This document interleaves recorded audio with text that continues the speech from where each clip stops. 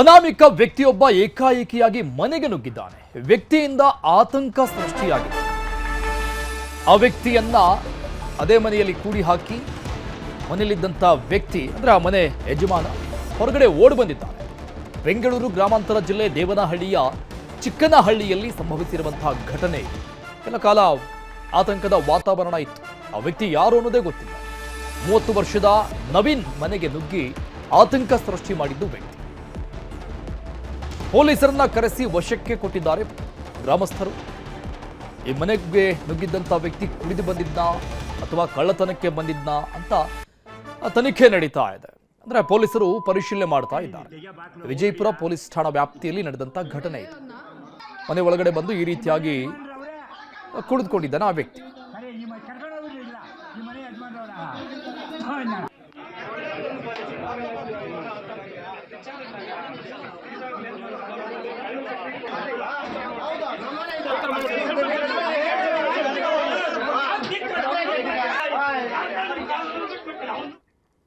ಈ ಬಗ್ಗೆ ಡೀಟೇಲ್ಸ್ ಕೊಡ್ತಾರೆ ನಮ್ಮ ಪ್ರತಿನಿಧಿ ಮನುಕುಮಾರ್ ಸಂಪರ್ಕದಲ್ಲಿದ್ದಾರೆ. ಮನು, ಏನ್ ಘಟನೆ ಇದು? ಏಕಾಏಕಿಯಾಗಿ ಯಾರದ್ದೋ ಮನೆಗೆ ನುಗ್ಗಿರುವಂಥದ್ದು ನೋಡ್ತಾ ಇದ್ರೆ ಸಹಜವಾಗಿ ಆತಂಕ ಸೃಷ್ಟಿ ಆಗತ್ತೆ. ಆತೇನಾದ್ರೂ ಮಾನಸಿಕ ಅಸ್ವಸ್ಥನ, ಆಮೇಲೆ ಯಾರಿಗೂ ಕೂಡ ಪರಿಚಯ ಇಲ್ಲದಂಥ ವ್ಯಕ್ತಿ ಅಂತ ಕಾಣಿಸುತ್ತೆ ಆ ಊರಲ್ಲೆಲ್ಲ. ಅರುಣ್, ಏನು ಯಲಹಂಕ ಮೂಲದ ನವೀನ್ ಎಂಬಾತ ಏನೋ ಏಕಾಏಕಿ ಮನೆಯ ಬಾಗಿಲನ್ನ ಹೊಡೆದು ಒಳಗೆ ಹೋಗಿರೋಂಥದ್ದು. ಅಂದ್ರೆ ಆ ಮನೆಯಲ್ಲಿ ಯಾರು ಕೂಡ ಇರೋದಿಲ್ಲ. ಈ ಹಿನ್ನೆಲೆಯಲ್ಲಿ ಆತ ಸಾಕಷ್ಟು ಮದ್ಯಪಾನ ಮಾಡಿರ್ತಾನೆ. ಈತ ಕೂಡ 1-2 ಸಣ್ಣ ಪುಟ್ಟ ಕಳ್ಳತನ ಪ್ರಕರಣಗಳು ಕೂಡ ಭಾಗಿಯಾಗಿರ್ತಾನೆ.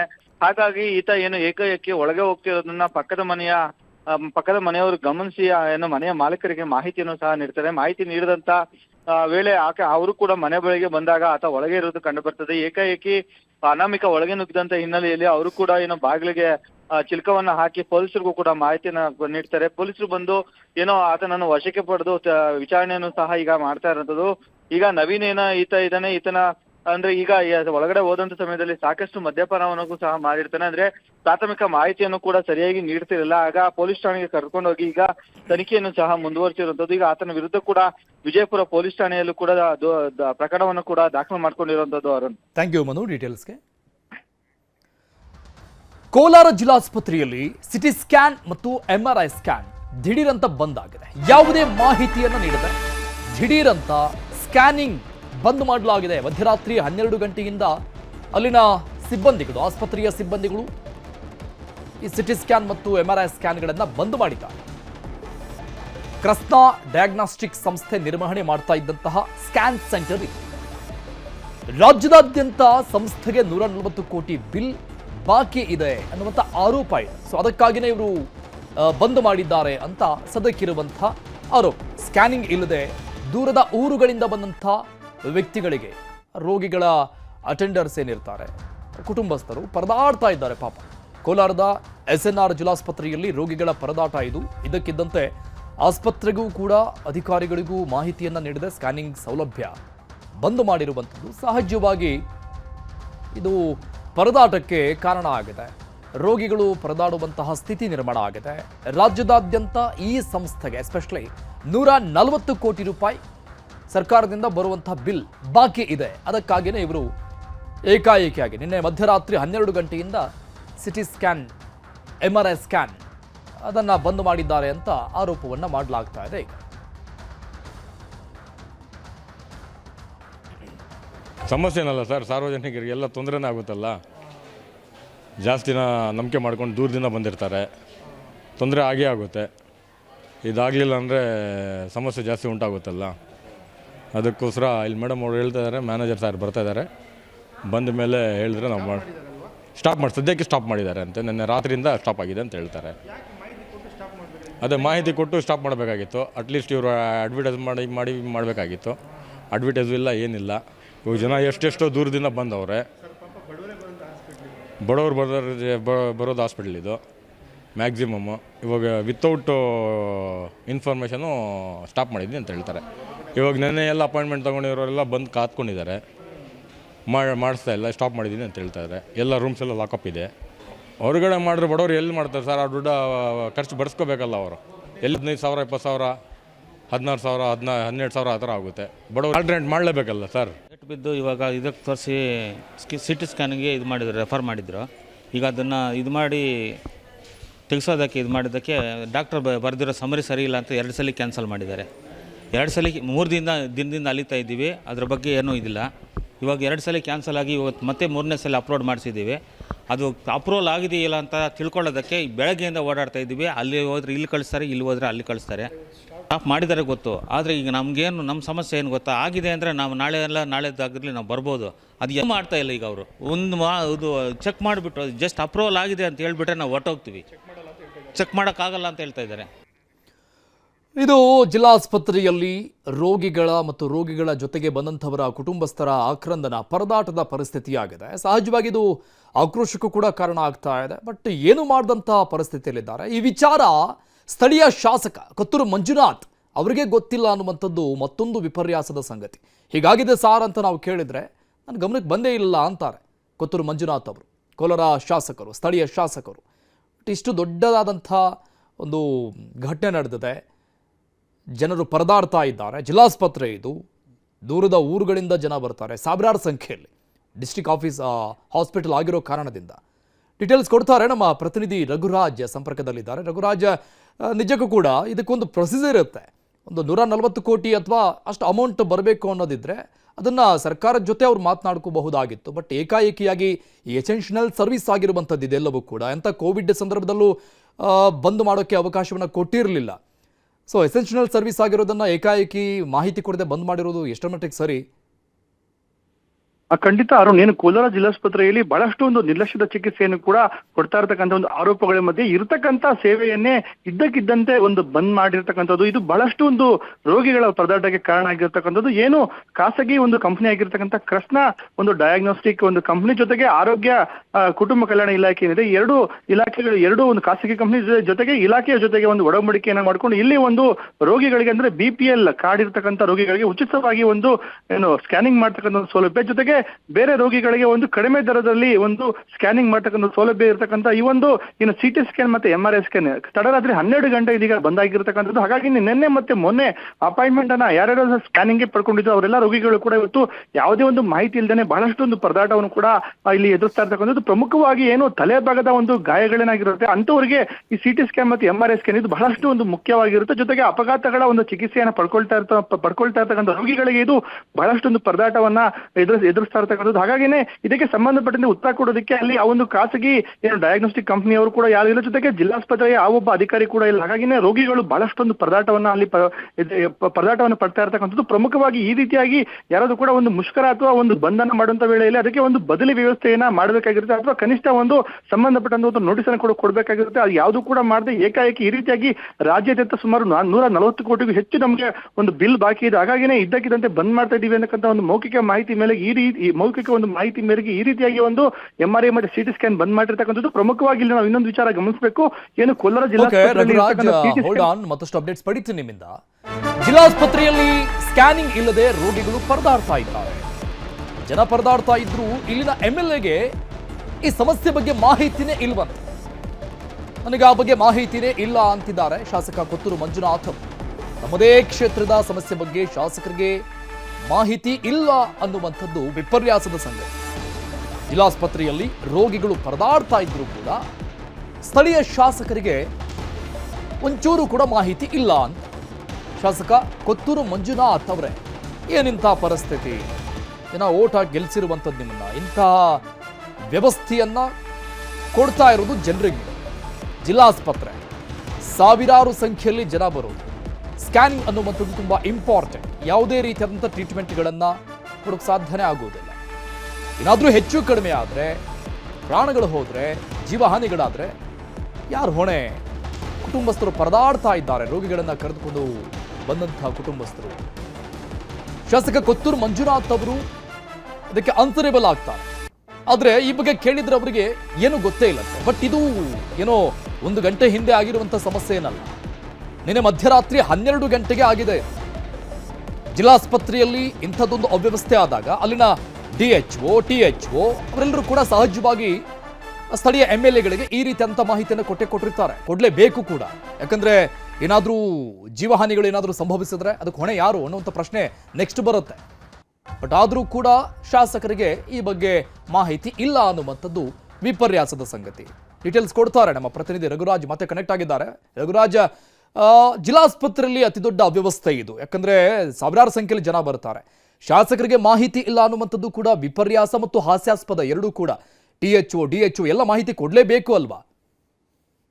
ಖಂಡಿತ ಅರುಣ್, ಏನು ಕೋಲಾರ ಜಿಲ್ಲಾಸ್ಪತ್ರೆಯಲ್ಲಿ ಬೇರೆ ಬೇರೆ ಚಿಕಿತ್ಸೆಗಳಿಗೆ ಇಲ್ಲಿ ಏನು ಬಹಳಷ್ಟು ಪರದಾಟ ಕೂಡ ಇರತಕ್ಕಂಥದ್ದು. ಇಲ್ಲಿರ್ತಕ್ಕಂಥ ಅವ್ಯವಸ್ಥೆಯನ್ನ ಸರಿ ಮಾಡುವಂತ ನಿಟ್ಟಿನಲ್ಲಿ ಕೊತ್ತೂರು ಮಂಜುನಾಥ್ ಅವರು ಕೂಡ ಬಹಳಷ್ಟು ಸುಸ್ತಾಗಿರ್ತಕ್ಕಂಥದ್ದು. ಅವರು ಕೂಡ ಬಹಳಷ್ಟು ಪ್ರಯತ್ನ ಮಾಡಿದ್ರು ಕೂಡ ಅದು ಇನ್ನೂವರೆಗೂ ಸಾಧ್ಯ ಆಗಿಲ್ಲ. ಅದು ಆ ಒಂದು ಮಾತನ್ನ ಅವರು ಕೂಡ ಹೇಳ್ತಾರೆ. ಈ ಮಧ್ಯೆ ಏನು ಕೋಲಾರ ಜಿಲ್ಲಾಸ್ಪತ್ರೆ ಇರತಕ್ಕಂಥ ಒಂದು CT ಸ್ಕ್ಯಾನ್ ಮತ್ತೆ MRI ಸ್ಕ್ಯಾನ್ ಏನಿದೆ, ಈ ಒಂದು ಜಿಲ್ಲಾಸ್ಪತ್ರೆ ಇರತಕ್ಕಂಥ ಈ ಒಂದು ಸೌಲಭ್ಯವನ್ನು ಪಡ್ಕೊಳ್ಳಿಕ್ಕೆ ಪಕ್ಕದ ಚಿಕ್ಕಬಳ್ಳಾಪುರ ಮತ್ತೆ ಬೆಂಗಳೂರು ಗ್ರಾಮಾಂತರ ದೊಡ್ಡಬಳ್ಳಾಪುರದಿಂದ ಬರ್ತಾರೆ. ಯಾಕೆಂತ ಹೇಳಿದ್ರೆ ಹೊರಗಡೆ ಖಾಸಗಿ ಆಸ್ಪತ್ರೆಗಳಲ್ಲಿ ಈ ರೀತಿಯಾಗಿ ನಮಗೆ ಚಿಕಿತ್ಸೆ ಬೇಕು ಅಂತ ಹೇಳಿದ್ರೆ, ಅಂದ್ರೆ ಸ್ಕ್ಯಾನಿಂಗ್ ವ್ಯವಸ್ಥೆ ಬೇಕು ಅಂತ ಹೇಳಿದ್ರೆ ಸುಮಾರು 12 ರಿಂದ 16,000 ರೂಪಾಯಿವರೆಗೂ ಖರ್ಚು ಮಾಡಬೇಕಾಗಿರುತ್ತೆ. ಹಾಗಾಗಿ ಈ ನಿಟ್ಟಿನಲ್ಲಿ ಉಚಿತವಾಗಿ ಸಿಗುತ್ತಲ್ಲ ಅಂತಕ್ಕಂಥ ನಿಟ್ಟಿನಲ್ಲಿ ಅಲ್ಲಿಂದ ಏನು ರೋಗಿಗಳು ಬರ್ತಾರೆ, ಆ ಒಂದು ಅವ್ಯವಸ್ಥೆ ವಿಚಾರವನ್ನ ಏನು ಸ್ಥಳೀಯ ಶಾಸಕರ ಗಮನಕ್ಕೂ ಕೂಡ ಏನು ಜಿಲ್ಲಾಸ್ಪತ್ರೆ ಸಿಬ್ಬಂದಿ ತಗೊಂಡ್ಬಂದಿಲ್ಲ, ಅಥವಾ ಗೊತ್ತಿದ್ರು ಕೂಡ ಶಾಸಕರು ಯಾಕೆ ಈ ರೀತಿಯಲ್ಲಿ ಹೇಳ್ತಾ ಇದ್ದಾರೆ ಕೂಡ ಖಂಡಿತ ಗೊತ್ತಿಲ್ಲ. ಮತ್ತೆ ಇದಕ್ಕೆ ಸಂಬಂಧಪಟ್ಟಂತೆ ಏನು ಆರೋಗ್ಯ ಇಲಾಖೆ ಅಧಿಕಾರಿಗಳು ಕೂಡ ಒಂದು ಪರಿಸ್ಥಿತಿಯನ್ನ ನಿಭಾಯಿಸುವಂತ ನಿಟ್ಟಿನಲ್ಲಿ ಕೂಡ ವಿಫಲರಾಗಿರ್ತಕ್ಕಂಥದ್ದು. ಕಾರಣ ಏನಂತ ಹೇಳಿದ್ರೆ, ಏನು ಆಸ್ಪತ್ರೆಯಲ್ಲಿ ದಾಖಲಾಗಿರ್ತಕ್ಕಂಥ ರೋಗಿಗಳಿಗೆ ಹೊರಗಡೆ ಅದು ಕೂಡ ಅವರಿಗೆ ಚಿಕಿತ್ಸೆ ಕೊಡ್ತಕ್ಕಂಥ ಸೌಲಭ್ಯ ಕೊಡ್ತಕ್ಕಂಥ ಅವರಿಗೆ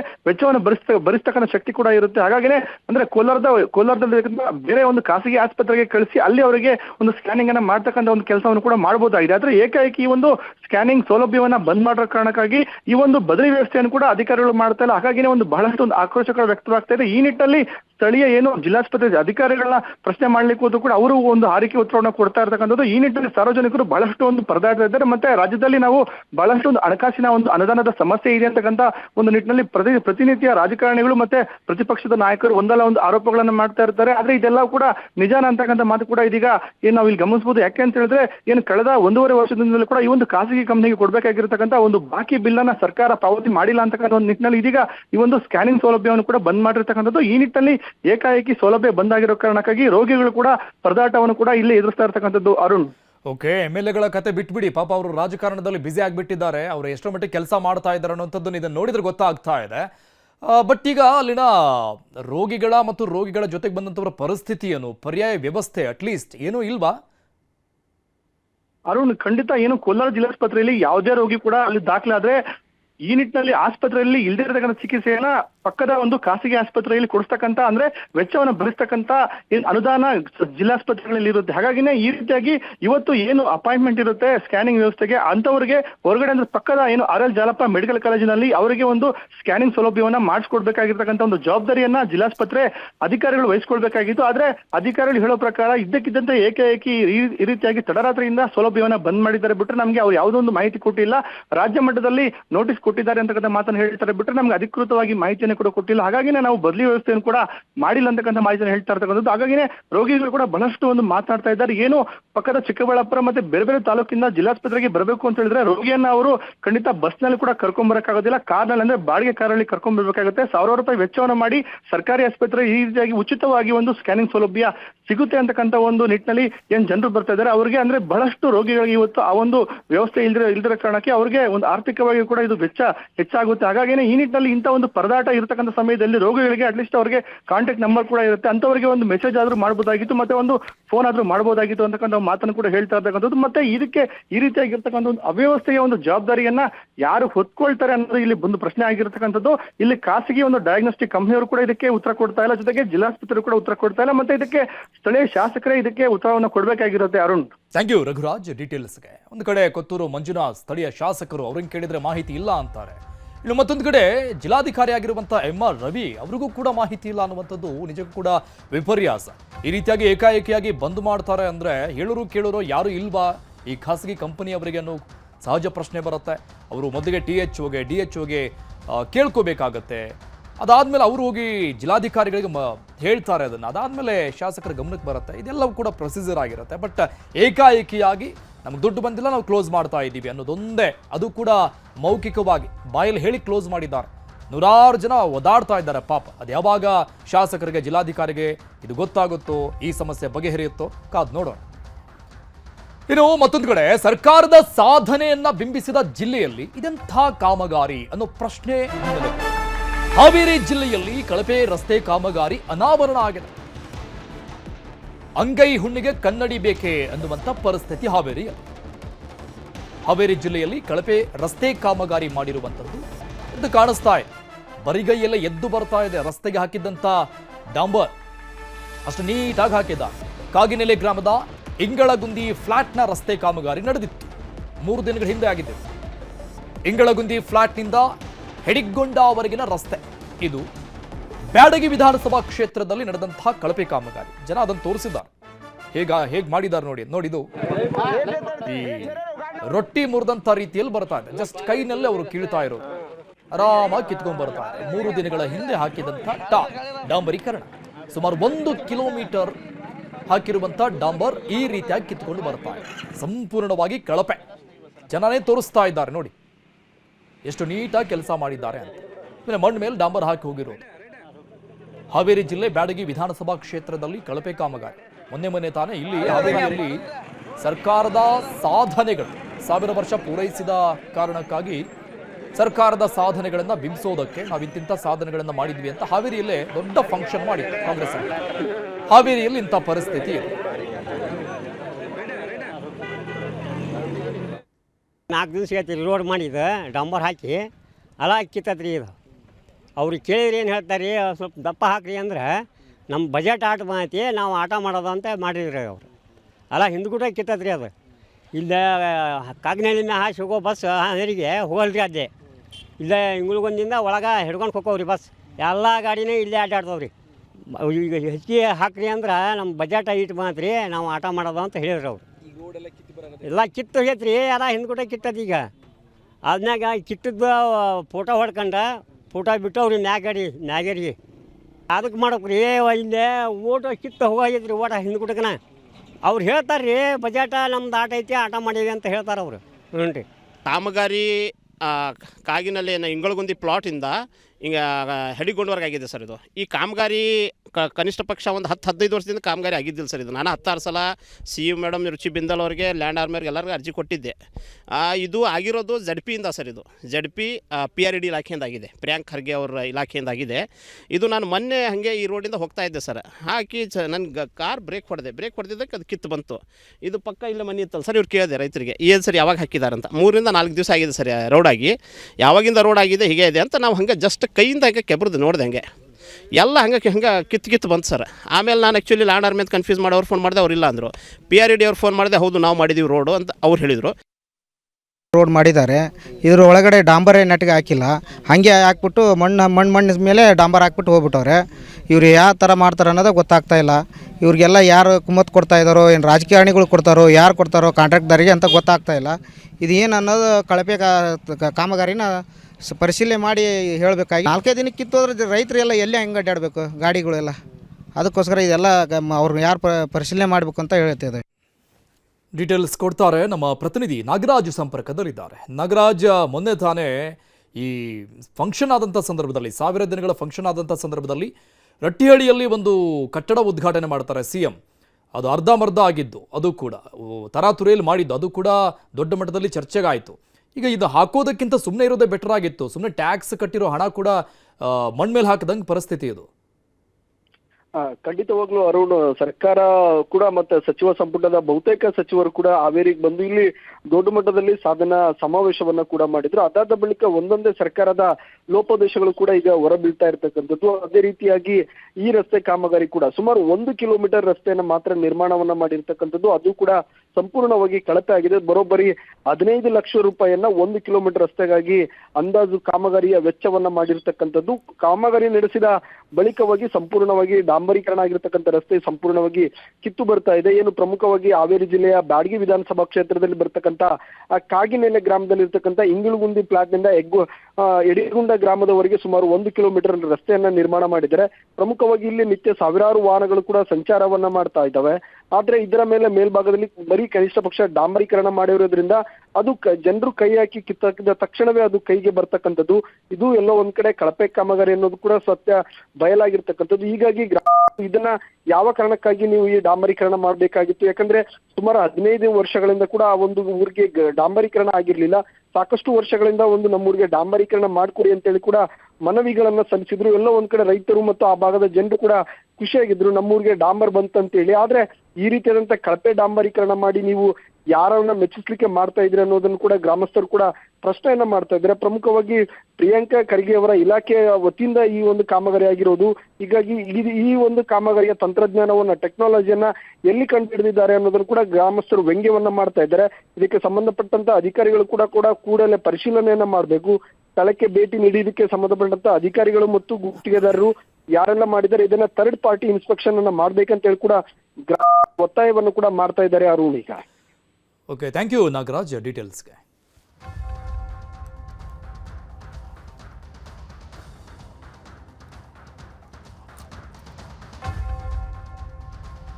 ಹೋಟೆಲ್ನಲ್ಲಿ ಚಿಕನ್ ತಿನ್ನೋರೆ ಎಚ್ಚರ. ಇಂತಹ ಚಿಕನ್ ತಿಂದ್ರೆ ಆಸ್ಪತ್ರೆ ಪಾಲಾಗುವುದು ಗ್ಯಾರಂಟಿ.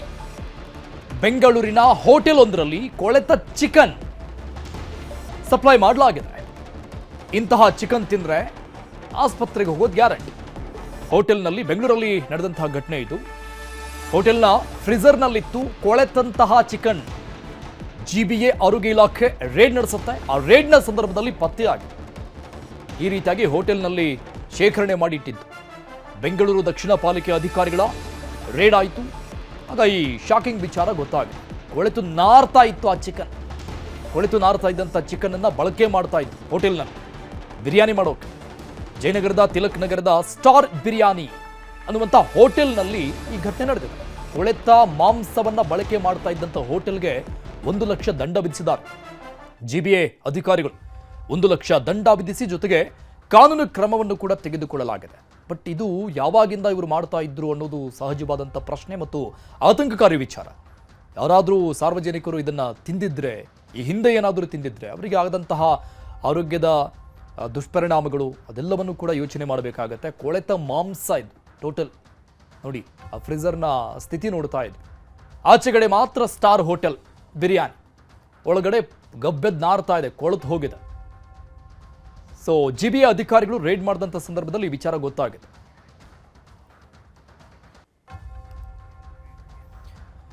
ತಾನು ಸತ್ರೆ ಹೆಂಡತಿ ಒಬ್ಬಂಟಿ ಆಗ್ತಾಳೆ ಅಂತ ಪತ್ನಿಯನ್ನ ಕೊಲೆ ಮಾಡಿದ. ಪತ್ನಿಯನ್ನ ಕೊಂದು ತಾನು ಕೂಡ ಆತ್ಮಹತ್ಯೆಗೆ ಯತ್ನಿಸಿರುವಂತಹ ವೃದ್ಧ. ತಾನು ಸತ್ರೆ ನನ್ನ ಹೆಂಡತಿ ಒಬ್ಬಳೇ ಆಗ್ಬಿಡ್ತಾಳೆ ಅಂತ ಹೆಂಡತಿಯನ್ನ ಕೊಲ್ತಾನೆ. ಅದಾದ್ಮೇಲೆ ಈತ ಆತ್ಮಹತ್ಯೆಯನ್ನ ಮಾಡ್ಕೊಳ್ಳೋಕೆ ಮುಂದಾಗ್ತಾನೆ. ಬೆಂಗಳೂರಿನ ಅವಲಹಳ್ಳಿ ಠಾಣಾ ವ್ಯಾಪ್ತಿಯಲ್ಲಿ ನಡೆದಂಥ ವಿಚಿತ್ರ ಘಟನೆ ಇದು. 65 ವರ್ಷದ ಹೆಂಡತಿಯನ್ನ 75 ವರ್ಷದ ವೃದ್ಧ ಪತಿ ಕೊಂದು ಹಾಕಿದ್ದ. ಇಸ್ರೋದ ನಿವೃತ್ತ ಉದ್ಯೋಗಿಯಾಗಿರುವಂತಹ ನಾಗೇಶ್ವರ್ ರಾವ್ ಎಸಗಿರುವಂತಹ ಕೃತ್ಯ ಇದು. ಟವಲ್ನಿಂದ ಪತ್ನಿ ಸಂಧ್ಯಾಶ್ರೀ ಕತ್ತು ಬಿಗಿದು ಕೊಲೆ ಮಾಡಿದ್ದ ಹೆಂಡತಿಯನ್ನ. ಕಾರಣ, ನಾನೇನಾದ್ರೂ ಸತ್ತು ಹೋದ್ರೆ ನನ್ನ ಹೆಂಡತಿ ಒಬ್ಬಂಟಿ ಆಗ್ಬಿಡ್ತಾಳೆ ಅಂತ. 65 ವರ್ಷದ ಹೆಂಡತಿಯನ್ನ ಕೊಲೆ ಮಾಡಿದ್ದಾರೆ ವೃದ್ಧ ಪತಿ. 3 ವರ್ಷಗಳಿಂದ ಅಪಾರ್ಟ್ಮೆಂಟ್ನಲ್ಲಿ ಈ ದಂಪತಿ ವಾಸವಾಗಿದ್ರು. ಮಾನಸಿಕ ಅಸ್ವಸ್ಥನಂತೆ ಈ ನಾಗೇಶ್ವರ್ ರಾವ್ ವರ್ತನೆ ಮಾಡ್ತಾ ಇದ್ರಂತೆ. ಒಂದೊಂದು ಬಾರಿ ಒಂದೊಂದು ರೀತಿ ಆರೋಪಿ ಹೇಳಿಕೆಯನ್ನು ಕೊಡ್ತಾ ಇದ್ದಾರೆ. ಸದ್ಯಕ್ಕೆ ಅವರು ಕೂಡ ಆತ್ಮಹತ್ಯೆಗೆ ಯತ್ನವನ್ನು ನಡೆಸಿದ್ರು. ಹೆಂಡತಿಯನ್ನು ಕೊಲೆ ಮಾಡಿದ್ದಾರೆ. ನಾನು ಸತ್ತು ಹೋದ್ಮೇಲೆ ನನ್ನ ಹೆಂಡತಿ ಒಬ್ಬಂಟಿ ಆಗ್ಬಿಡ್ತಾಳೆ ಅನ್ನೋ ಕಾರಣಕ್ಕಾಗಿ. ಬಟ್ ಈಗ ಗೊತ್ತಾಗ್ತಾ ಇರುವಂಥ ವಿಚಾರ, ಆತ ಮಾನಸಿಕ ಅಸ್ವಸ್ಥನ ರೀತಿಯಲ್ಲಿ ವರ್ತನೆ ಮಾಡ್ತಾ ಇದ್ದಾನೆ ಅನ್ನುವಂಥದ್ದು. 65 ವರ್ಷ ಕೊಲೆಯಾಗಿರುವಂತಹ ಆ ಮಹಿಳೆಯ ಪತಿ 75 ವರ್ಷದವರು. ಹಲವು ವರ್ಷಗಳಿಂದ ಇದೇ ಅಪಾರ್ಟ್ಮೆಂಟ್ನಲ್ಲಿ ವಾಸ ಮಾಡ್ತಾ ಇದ್ರು. ಇವರು ಇಸ್ರೋದ ಮಾಜಿ ಕೆಲಸಗಾರ ಕೂಡ. ಟವೆಲ್ನಿಂದ ಇವತ್ತು ಬೆಳಿಗ್ಗೆ ಈ ಕೃತ್ಯವನ್ನು ಎಸಗಿದ್ದಾರೆ. ಸಂಧ್ಯಾಶ್ರೀ ಕೊಲೆಯಾಗಿರುವಂತಹ ಮಹಿಳೆ ಕತ್ತು ಬಿಗಿದು ಕೊಲೆ ಮಾಡಿದ್ದಾರೆ. 3 ವರ್ಷಗಳಿಂದ ಈ ಅಪಾರ್ಟ್ಮೆಂಟ್ನಲ್ಲಿ ವಾಸವಾಗಿದ್ದಂಥ ದಂಪತಿ. ಆದರೆ ಈ ನಾಗೇಶ್ವರ್ ರಾವ್ ಹಲವು ದಿನಗಳಿಂದ ಮಾನಸಿಕ ಅಸ್ವಸ್ಥನಾಗಿದ್ದಂತೆ ವರ್ತಿಸ್ತಾ ಇದ್ರಂತೆ ಅನ್ನುವಂಥ ವಿಚಾರ ಈಗ ಗೊತ್ತಾಗ್ತಾ ಇದೆ.